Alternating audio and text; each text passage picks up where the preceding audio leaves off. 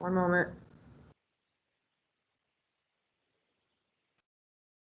Yes, now it is. Yes, we're going. Catherine, remind me again how to pronounce your last name.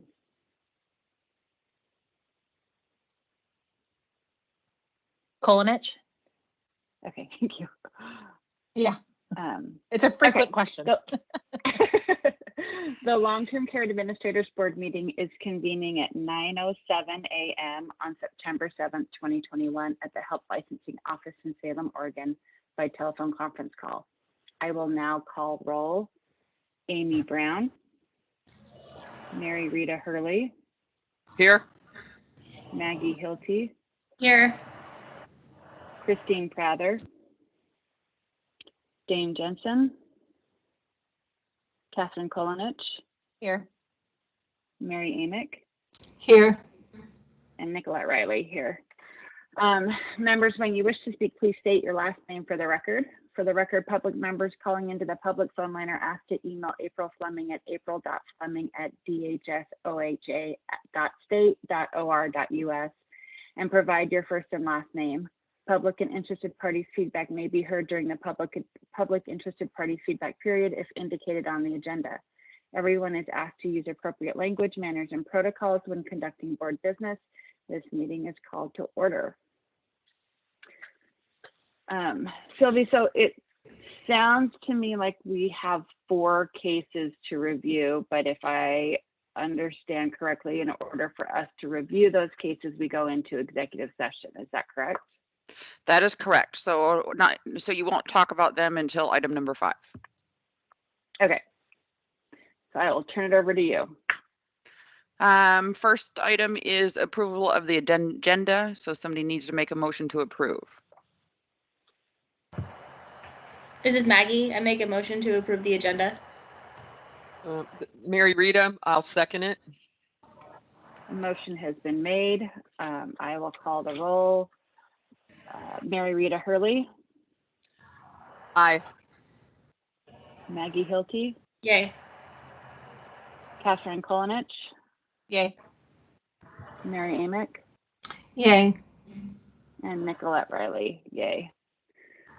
I think that passes. Next item. Next item is 2022 meeting dates. So we have picked out March 8th and September 13th. And if March nobody 8th has and September 13th. Okay.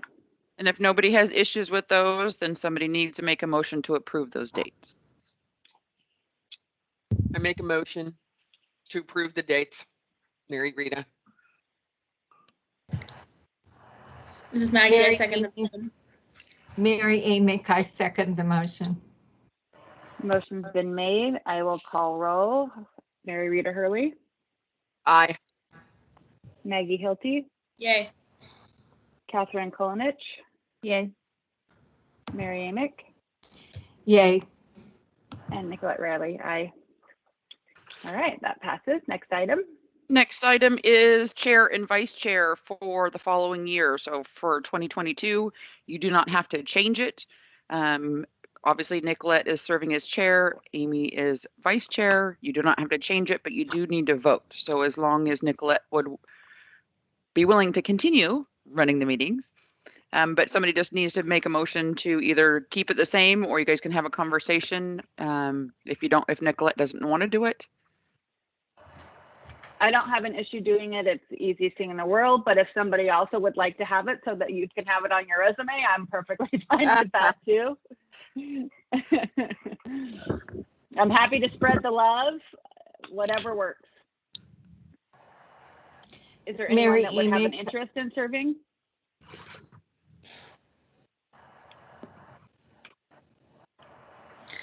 This is Maggie. I make a motion to just keep it the same. Mary Amick, I second that. All right. A motion has been made. I'll call the roll. Mary Rita Hurley. Aye. Maggie Hilty. Aye. Catherine Kolanich. Aye. Mary Amick. Aye. And Nicolette Riley. Aye. Okay. Motion passes. Next item. Sorry, Sylvia, I don't have the agenda sitting in front of me. You're totally fine. Next item is just the report. So a bunch of talking. So director's report. For us, some new things. We've got a new program added on, which is genetic counselors. So now we're up to 17 boards and councils and programs. We start accepting applications in December. We'll start issuing licenses in January. That again in July of next year will start affecting the cost allocation. You know, remember how I talk about how all of our costs are shared between all the programs, so that'll readjust that. A couple other updates. There's still roughly about 30 individuals who have applied through the grandfather pathway, but have yet to finalize that. And it might be because they're waiting for the exam, but Cerinthia was working on that, trying to get it in Workday. There's been all kinds of technical issues with this whole, where we're going to do, we used to have a testing platform that we could use. They abolished that and then said, well, you have to put it in Workday. And it's like, okay, but Workday's our payroll system.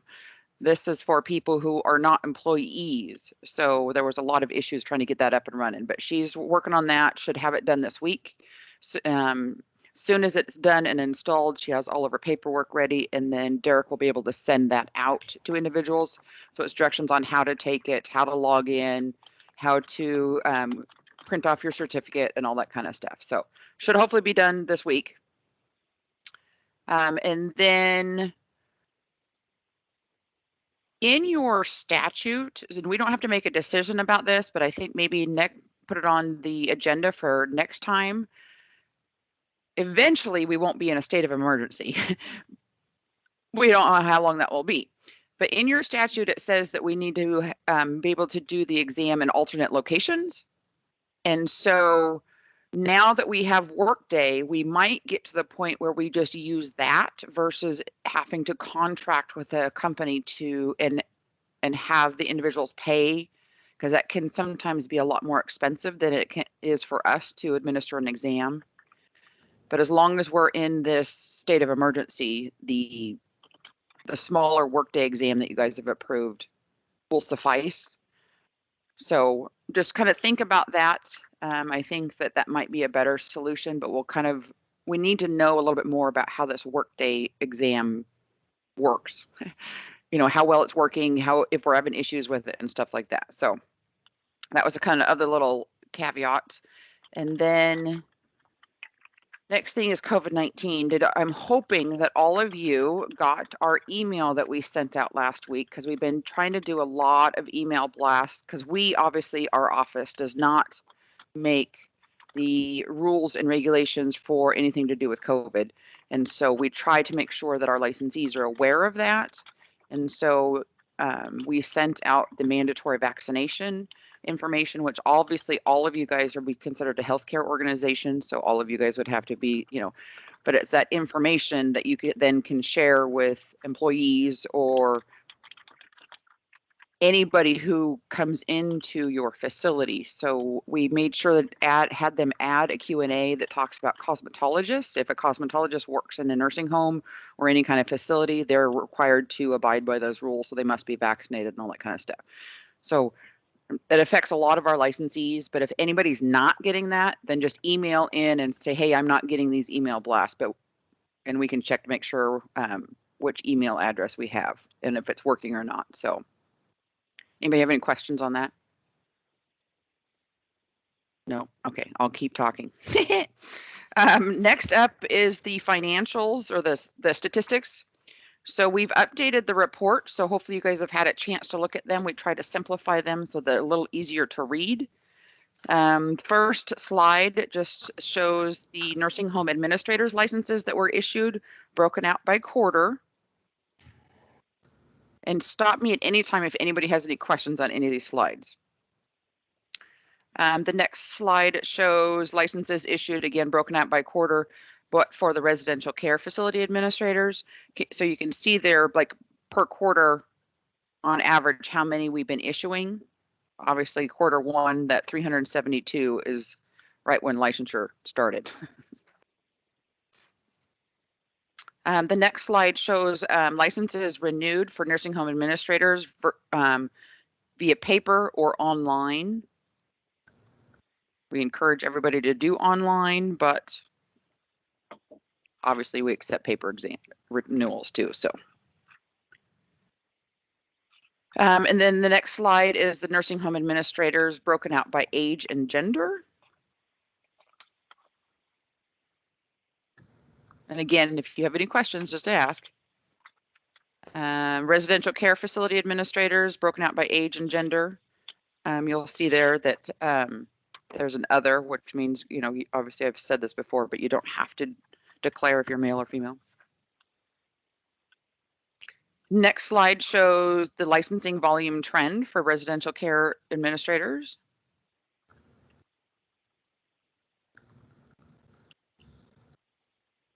And then the next one is the provisional. So we'll only have 14 of those still going right now. Next slide is for the actual nursing home administrators. So it looks like the residential care is pretty much leveled off right around between 615 to, on average, about 615. We'll see if, like I said, there's about 30 applicants who have yet to finish the grandfather clause pathway. So next slide shows the administrators in training. So currently 23 individuals going through the training program. And then the next one is the exams.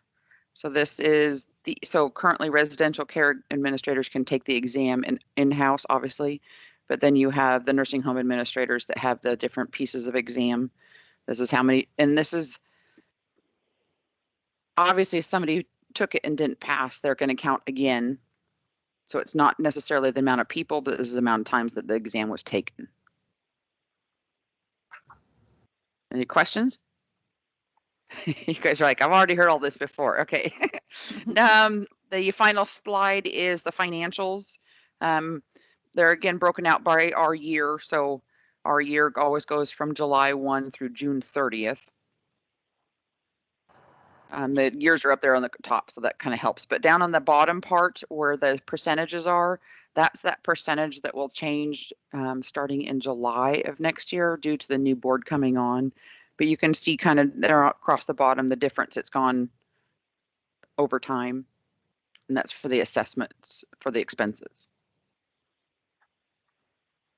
All righty, I will keep moving on. Is Bob on? No?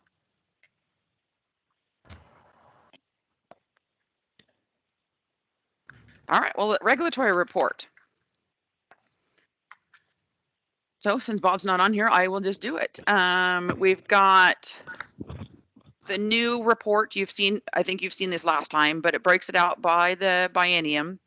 Up on top is the cases open and then the cases closed for the grand total. And then the next part over talks about the complaints by type. Anybody have any questions on the regulatory report?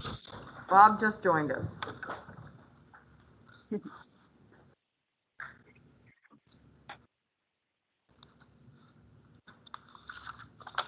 If there's no questions, we'll move on to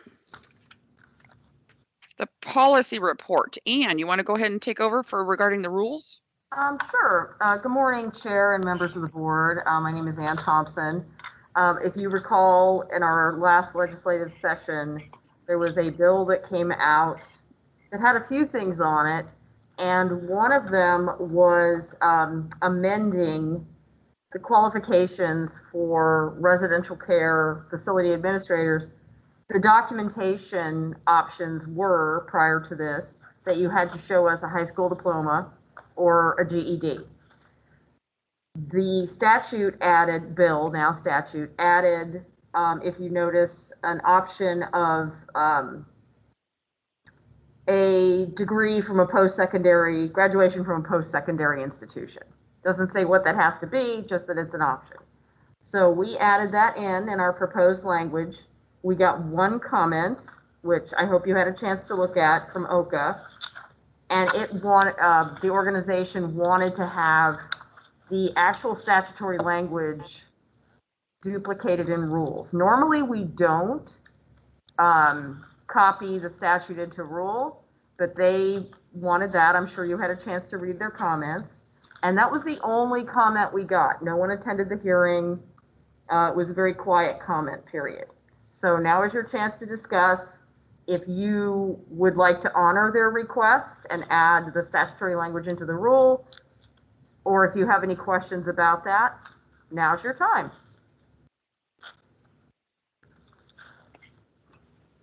I'm perfectly fine with adding it as it is. I know, Ann, you said that's not normally how we do it. I think everybody took a little bit of a sigh of relief when this got pushed through, because everyone was concerned about how they get high school diplomas from multiple different issues. So Sure. I'm glad that this was accepted. And the office is totally okay with it. I mean, normally the idea is rules either elaborate or you don't necessarily copy your statute and rule, but we checked on this, and if you guys are okay with just adding submit documented evidence in a form deemed sufficient by the office, we can certainly add that in, which is what OCA wanted. I'm fine with that. I'm assuming we need a motion for that? Well, what you would do is when everyone else is done discussing it, if anybody else has a comment, what we would do is ask for a motion and a second to adopt the amended. Say you want to, take their comments into account, add what they want added, and say you wanted to adopt the amended rules permanently. And then you would do a vote, need a motion and a second and a vote on that.